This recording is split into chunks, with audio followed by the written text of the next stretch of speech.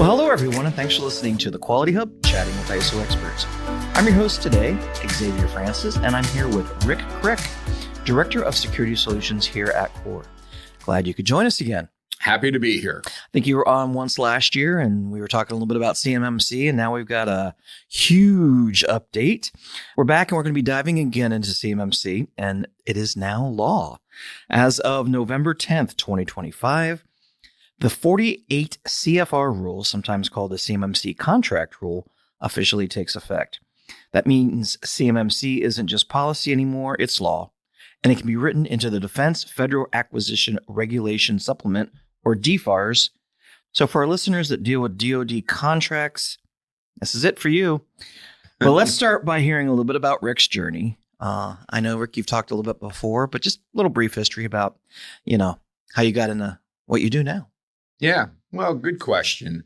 Always good to review where you came from. Exactly. About 5 years ago, we were hearing from customers saying there's this thing called NIST 800-171. We need to be compliant, and we don't know anything about that. Right. And since we're in the compliance business, so to speak, with ISO and those standards, they said, can you help us? And of course, we said, yes, we can help you. Sure. Let's take a look at it. Yeah, let's look at it and let's see what it's all about.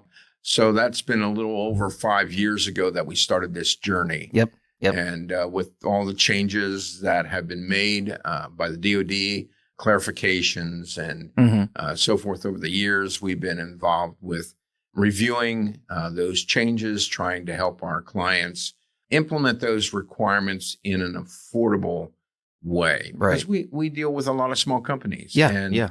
We're trying to make it as painless as possible for them. Right. And this affects everybody in that. Whether you cut lawns on something that's a federally owned property to you're making it missiles or, things that are actually used in wartime and defense. So.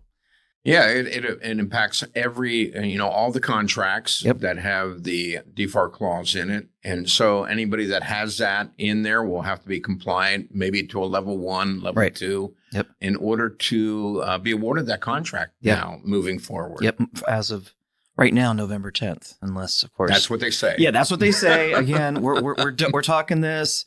It's the government. You never know. That's right. Well, let's get started. You gave us a little bit of the big picture.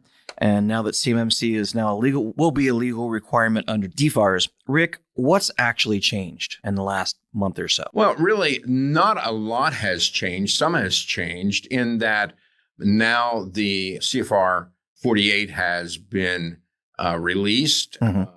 That means that at this point, moving forward, once that November tentative deadline comes, the contracting officers will be able to put that into the contracts. Right. So while it was law back in December of last year, it couldn't be written into the contracts. Right.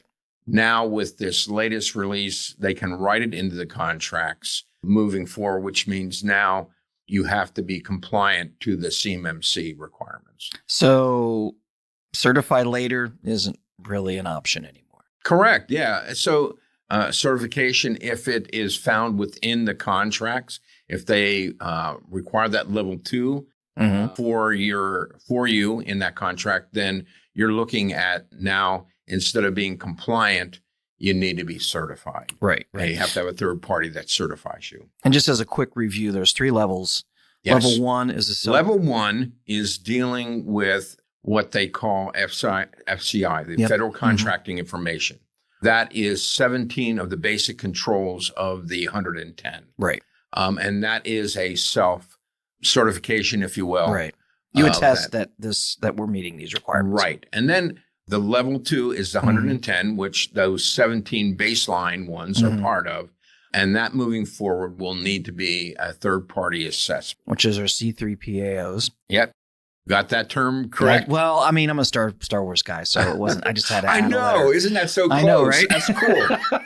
C3PAO, not just C3PO. Yep.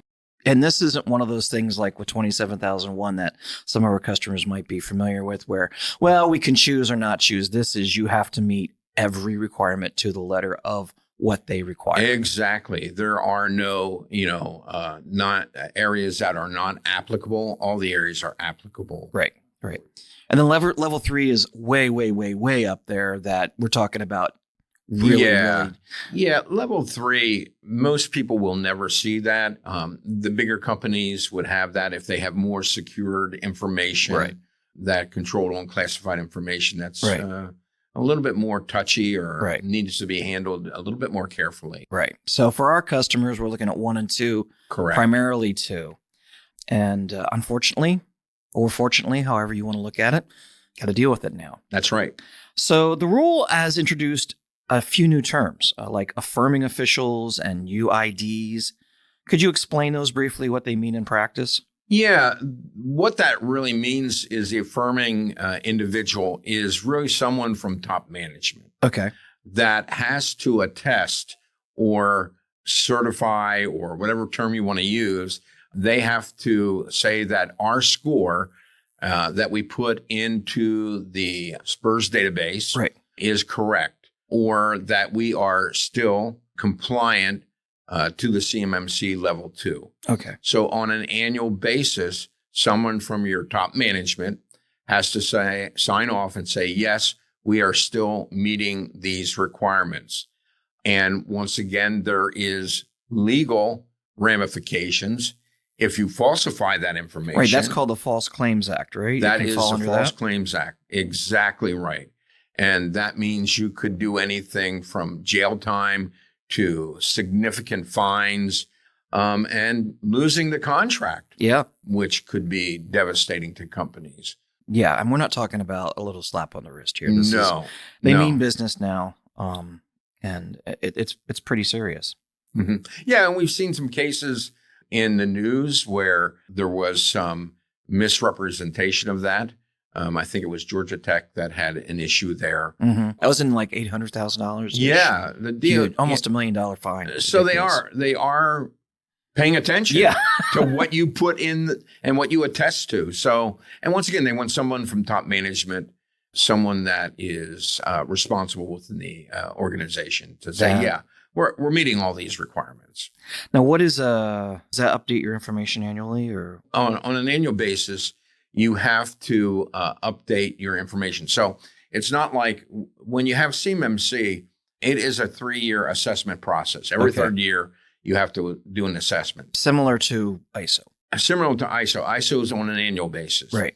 But you have to review it on an annual basis. Okay. So even though the certification, the recert, if you will, is every 3 years, on an annual basis, you have to go in and update the dates that you attested to that, today, once again, on an annual basis, we are compliant to all those requirements. Gotcha. We're meeting all those requirements.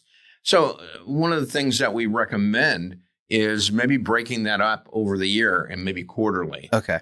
Doing some updates so that you don't get to the end of the year and now we have to look at everything. 320 different And there's points, 320 assessment objectives. Wow. So those 110 are broken up into multiple areas. It's kind of, I always use the analogy as diagramming a sentence in English. Gotcha. Where we take that sentence and we break it down into its components. Right. That's exactly what they did with the 110. Okay. And that's where the 320 comes. So some of the controls or practices might have, anywhere from 2 to 6 parts to it. Right. But it's all found in that original sentence that they provide. They've just broken it down. And you have to provide evidence or artifacts, sometimes it's referred to, that you are meeting those 320, and they call them assessment objectives. Okay.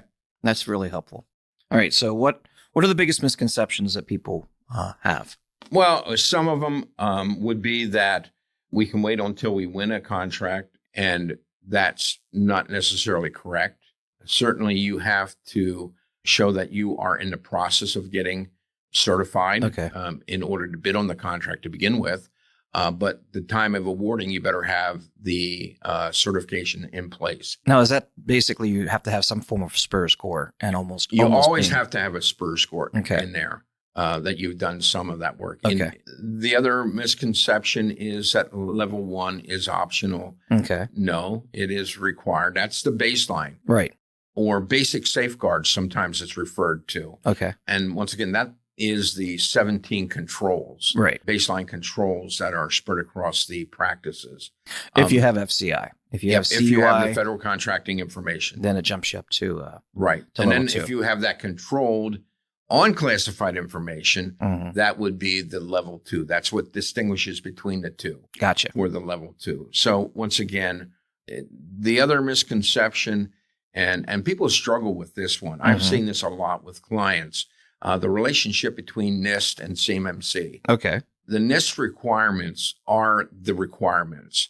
Those are the 110 that you have to be compliant to. So Gotcha. CMMC calls out the NIST requirement. So CMMC says you need to be compliant to all of those 110 controls found in the NIST. So CMC sort of is a law that says but NIST is these are what you have to. These are the practices that you have to be within that law. Okay. That's right.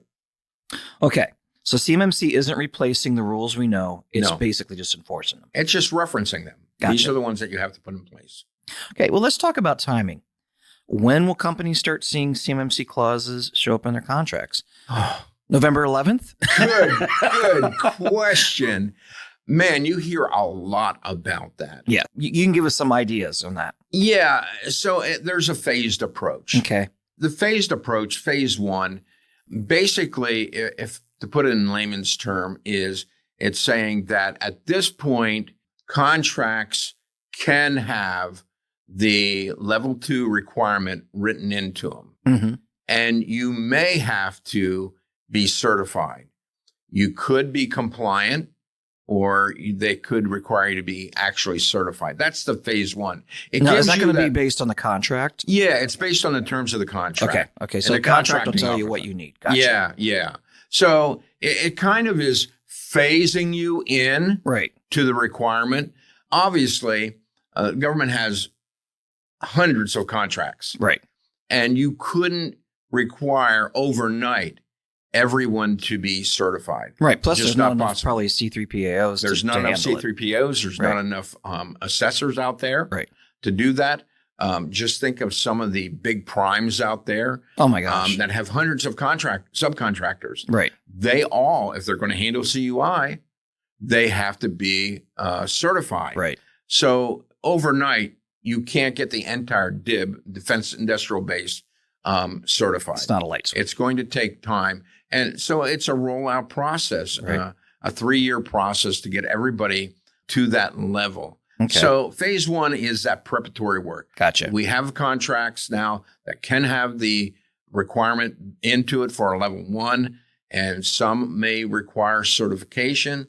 Some may still allow that like self-assessment type thing. Okay, what's level 2 then? Or I'm sorry, what's phase 2? Yeah, the phase 2 then is where if you are having the CMMC level 2 requirement in it, you will have to be certified. Okay. It won't be that self-assessment.